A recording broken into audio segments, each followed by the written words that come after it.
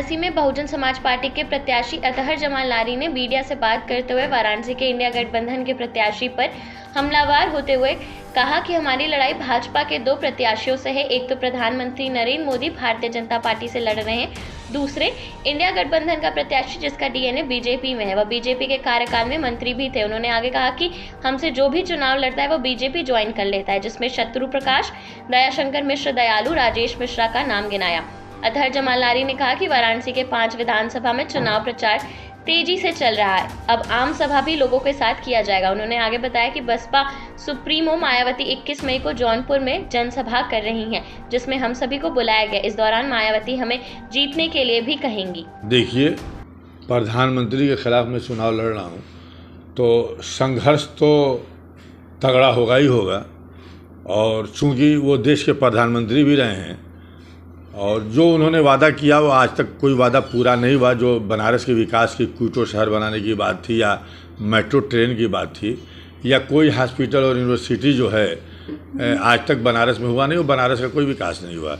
जो गंगा की अविरलता और निर्मलता की बात हो रही थी वो भी नहीं हुआ। वो अपने को गंगा माँ ने बुलाया है और गंगा का बेटा हूँ, लेकिन गंगा जी के लिए जो है अभी तक कुछ हुआ नहीं है। गंगा में आज भी नाले गिर रहे हैं और पानी जो है आचमन के लायक नहीं है।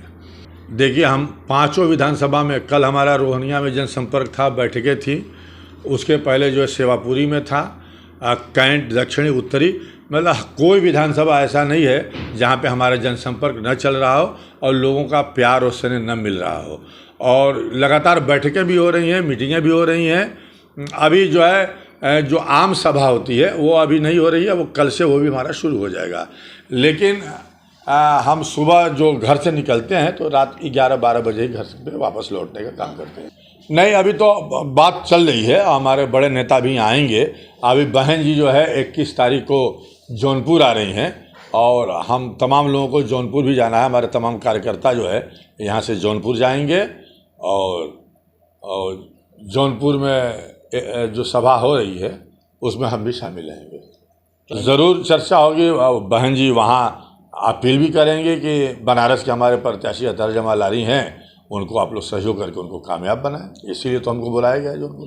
लेकिन वाराणसी आगमन पे कुछ अभी उस पर चर्चा चल रही है और जहाँ पता चल जाएगा वो आपको बता दिया जाएगा। कितना? देखिए, हमको हमेशा सर्व समाज का समर्थन मिला है और ख़ास तौर से दलितों, पिछड़ों और अल्पसंख्यकों का समर्थन मिला है। मैं 2 भाजपा के उम्मीदवार से चुनाव लड़ रहा हूँ। नरेंद्र मोदी जी एक तरफ भाजपा के उम्मीदवार हैं, तो जो इंडिया गठबंधन के उम्मीदवार हैं वो भी भाजपा के ही हैं, उनके डीएनए में भाजपा है। तो मैं 2 उम्मीदवारों से लड़ रहा हूँ। एक उम्मीदवार जो हैं 2 बार से चुनाव जीत रहे हैं और एक उम्मीदवार हैं जो 3 बार से उनकी ज़मानत जब्त हो रही है।